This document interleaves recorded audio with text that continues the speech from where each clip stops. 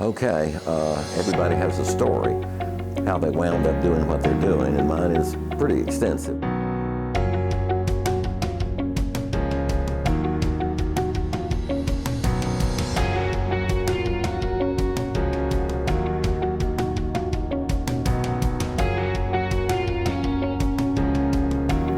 One of the reasons I think that I might be a good college instructor is that I flunked out of college.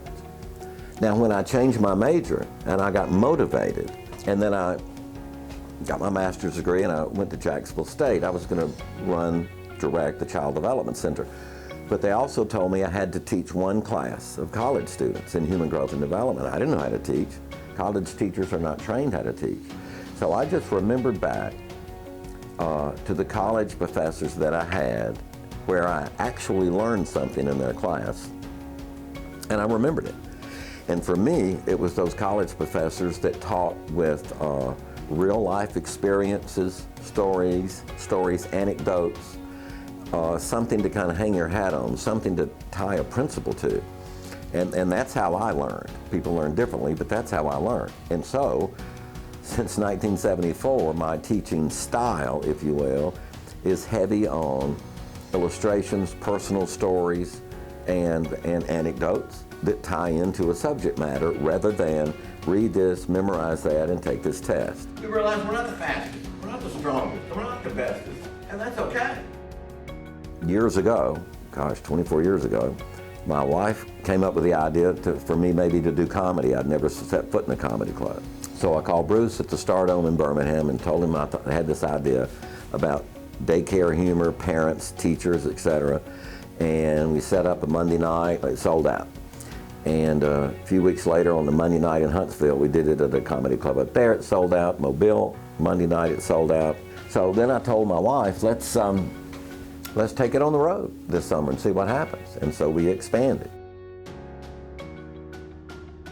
For 18 summers, instead of teaching, went to comedy clubs all over the country, doing what I called laugh and learn.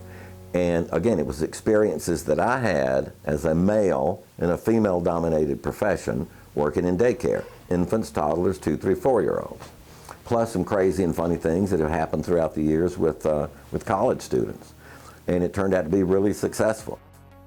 So about 14 years ago, thereabouts, I decided I could do my comedy show here at Shelton and raise money for scholarships. And I have this, the students come and they will bring their friends or parents, and I will essentially show them what I did for 18 summers traveling around the country.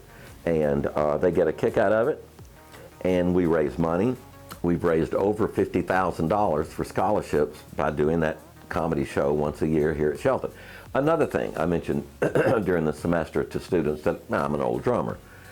And they're thinking, oh yeah, sure, you're an old drummer. So about 4 or 5 years ago, I added to the comedy show at the end, I bring my drum set, I have all the drums professionally mic'd, and then I choose, or have the students choose 3 or 4 or 5 songs, and I play over them. So the point of the matter is this. Since I tell the students I can play drums and I'm going to play these songs and I'm going to play them perfectly, then the pressure's on me, I have to start practicing.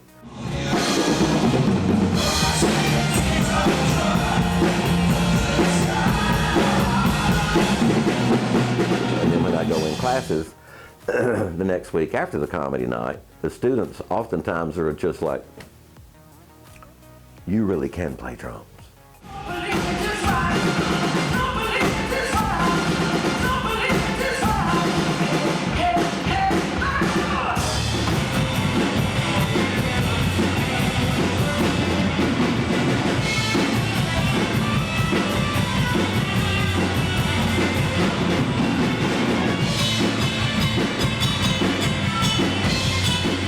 So it surprises them. I'm almost 69, that someone this old can still do that. And there's a lesson in there, as I try to share with the students. It doesn't make any difference how old you get. You can always, if photography is your hobby, or travel is your hobby, or vocal, music, choir, instrument, anything, you can do it as long as you want to. And so there's a little lesson even in that.